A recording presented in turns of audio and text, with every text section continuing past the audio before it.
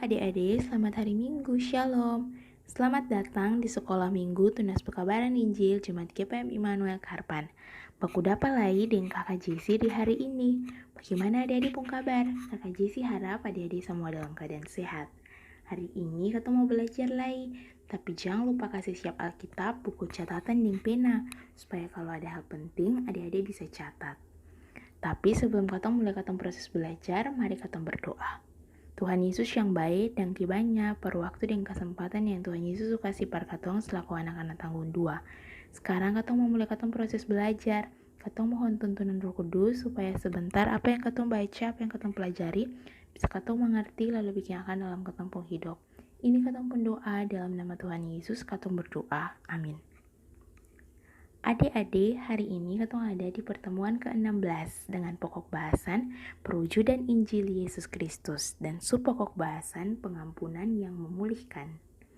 Hari ini katong pembacaan Alkitab terambil dari Injil Lukas pasal 15 ayat 11 sampai ayatnya yang ke-32 dengan tujuan khusus penyajian. Yang pertama menjelaskan arti perumpamaan anak yang hilang, yang kedua menceritakan kembali perumpamaan anak yang hilang, yang ketiga menjelaskan proses pengampunan yang memulihkan, dan yang keempat menjelaskan dampak dari pengampunan. Adik-adik, sekarang kita akan baca Alkitab dari Lukas 15 ayat 11 sampai ayatnya yang ke-32. Kakak Jesi minta adik-adik untuk kasih pause video dan baca dulu bagian Alkitab yang hari ini jadi katong pembacaan Alkitab, dan setelah adik-adik baca Alkitab habis, baru lanjut video ini lalu katong masuk di akan pembagian materi. Ada seorang mempunyai 2 anak laki-laki. Kata yang bungsu kepada ayahnya, "Bapa, berikanlah kepadaku bagian harta milik kita yang menjadi hakku." Lalu ayahnya membagi-bagikan harta kekayaan itu di antara mereka.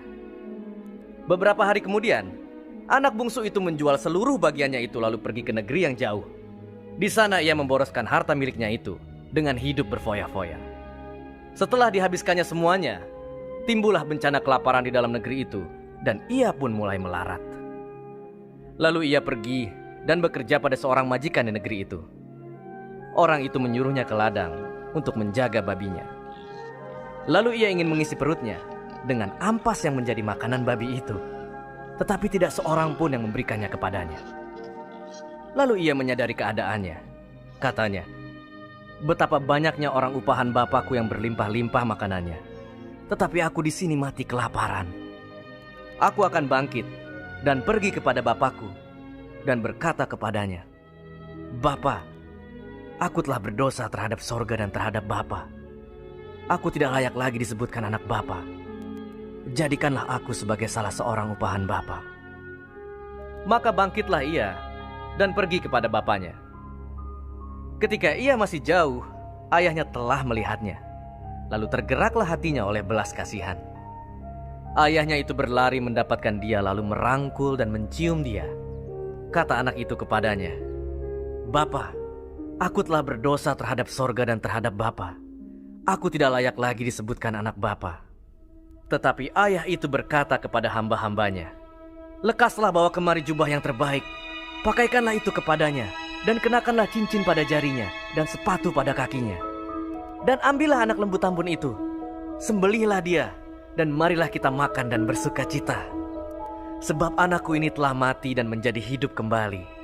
Ia telah hilang dan didapat kembali.' Maka mulailah mereka bersukaria. Tetapi anaknya yang sulung berada di ladang.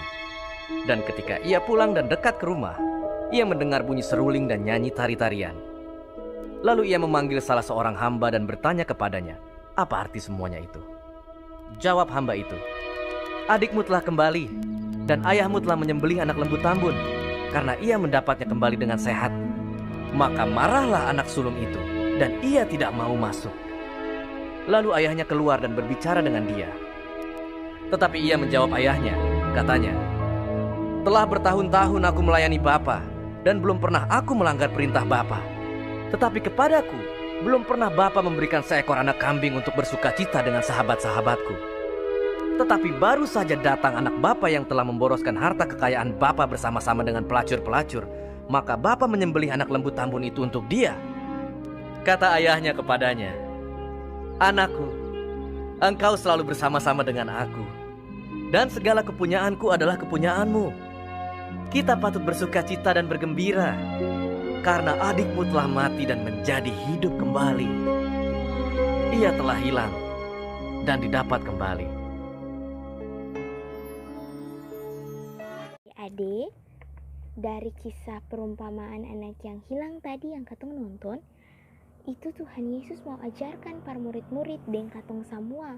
Kalau cerita ini nih, akang mau kasih tunjuk tentang kasih sayang seorang bapa par dia pun anak yang su bikin salah nih, tapi dia pun bapa tetap sayang. Nah, perumpamaan ini Tuhan Yesus pakai par mau kasih tunjuk par katong sama umat manusia kalau Tuhan Allah itu pun kesetiaan, pun kasih sayang par katong. Biar kadang katong bikin Tuhan Allah pun hati terluka lewat katong pun tindakan, katong pun kata-kata. Tapi adik-adik, Tuhan Allah selalu sayang, dan Tuhan Allah selalu setia par mengampuni katong. Asalkan katong mau bertobat, dan katong janji par sing bikin ulang lagi kesalahan yang katong pernah bikin. Adik-adik, cerita yang tadi katong nonton tuh, akang mau kasih tunjuk par katong tentang pengampunan yang memulihkan. Nah, adik-adik lihat tuh, tadi bapak itu dia pun sikap tuh mengampuni, dia mau menerima dia pun anak lain yang su bikin salah, dia mau merangkul dan dia mau mencurahkan dia pun kasih par dia pun anak yang su bikin salah itu. Nah, adik-adik, bukan cuma katong belajar dari bapak itu saja pun sikap, tapi katong juga belajar dari anak bungsu pun sikap, dimana saat dia tahu dia su bikin salah nih, dia menyadari dia pun kesalahan, dia pergi ke dia pun papa, dia minta maaf, dia bertobat, dan dia janji par perbaiki dia pun kesalahan dan sing ulang akang lagi. Dari bapak pun sikap dan dari anak bungsu pun sikap ini, katong belajar supaya saat katong bikin salah, berarti katong mesti minta maaf di orang lain. Lalu saat ada orang lain yang bikin salah par katong, katong juga mesti bisa mengampuni orang itu saat dong bersalah par katong. Nah, adik-adik, dari cerita tadi ada satu tokoh yang Tuhan Yesus mau bilang par katong supaya katong jangan contohi dia pun hidup, yaitu anak yang sulung. Tadi di video adik-adik lihat kalau dia pun sikap tuh mementingkan dia pun diri sendiri. Dia yang pun hati kasih saat dia pun adik su pergi, pas dia pun adik balik, dia su yang mau sayang dia pun adik lagi, malah dia iri dengan dia pun adik saat dia pun papa bikin pesta pas dia pun adik, dia yang mau peduli dengan orang lain. Nah, dari dia pun sikap ini Tuhan Yesus yang mau katong pun sikap hidup kayak deng anak yang sulung ini. Tapi Tuhan Yesus mau supaya katong pun sikap hidup bisa sama deng bapa deng anak bungsu yang tadi. Nah, adik-adik, dari pengampunan yang Bapak itu kasih sama halnya dengan pengampunan yang Tuhan Allah kasih par katong saat katong bikin kesalahan, akan pun dampak dalam katong pun hidup itu ada. Yang pertama, katong dapat keselamatan dan hidup baru. Dimana saat katong sudah diampuni, sudah kasih maaf itu berarti katong sudah dapat tolong, katong sudah diselamatkan, katong sudah dipulihkan par jadi orang yang baru, yang sudah dibaharui dan susing sama kayak dulu lagi. Dan katong mesti berjanji saat katong sudah dibaharui, saat katong sudah dapat pengampunan, maka katong mesti janji dalam katong sendiri supaya katong yang bikin kesalahan yang sama kayak dulu lagi. Adik-adik, dari cerita, dari kisah anak yang hilang ini, maka katong jadi anak-anak tangguh, katong mesti pun sikap saling menghargai, saling menghormati, bukan cuma par orang yang lebih tua dari katong, bukan cuma par papa, par mama, par oma dong, par bapak guru, par kakak pengasuh dong, tapi katong juga mesti bisa menghargai, menghormati katong pun adik-adik, katong pun teman-teman. Nah, sikap yang kedua yang katong belajar itu mengampuni dan memaafkan. Katong mesti bisa mengampuni orang yang bikin salah par katong, Dan sikap yang terakhir tuh, katong bisa mengasihi, peduli bagi orang lain. Katong bisa mengasihi dong. Saat dong bikin salah nih, katong mesti bisa mengampuni dong. Katong bisa peduli. Iyo mangkali dong surasa bersalah lah. Jadi katong mesti kasih maaf dong. Nah, katong sih boleh egois. Katong sih boleh mementingkan katong pun diri sendiri.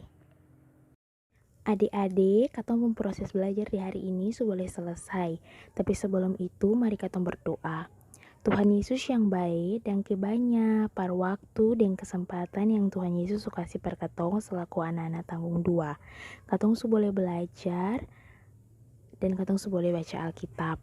Kiranya apa yang katong belajar, katong bisa mengerti akang dan bikin akan dalam katong pun hidup dan bisa untuk selalu mengampuni orang yang bikin salah par katong. Tuhan Yesus yang baik, katong berdoa par katong selaku anak tanggung 2. Jaga lindungi katong di mana saja katong berada, di tempat bermain maupun di rumah. Tuhan Yesus mau selalu dan senantiasa menjaga melindungi katong. Berkati katong Tuhan Yesus dengan seluruh pendidikan yang sementara ini katong jalani. Berkati seluruh cita-cita masa depan, biarlah Tuhan Yesus memberkati itu semua. Berkati mama ding papa ding seluruh tugas pekerjaan yang mama ding papa bikin akang. Berikan mama ding papa kekuatan ding kesehatan yang baik selalu Tuhan Yesus. Katong sing lupa berdoa Tuhan Yesus, par katong pun bumi yang sementara dilanda virus corona. Katong yakin dan percaya katong pun Tuhan Yesus punya kuasa yang besar untuk melalukan virus ini dari katong pun hidup supaya katong bisa beraktivitas kayak dulu lagi. Katong sing lupa berdoa par semua orang yang berusaha berjuang melawan virus ini. Berikan dong kekuatan, kesehatan yang baik Tuhan Yesus, kemampuan par bisa mengatasi virus ini. Ini katong pun doa Tuhan Yesus, lalu dalam nama Tuhan Yesus katong berdoa pada Bapa di surga. Amin. Adik-adik, katong pun proses belajar di hari ini boleh selesai. Sampai baku dapat lagi di minggu yang akan datang. Shalom.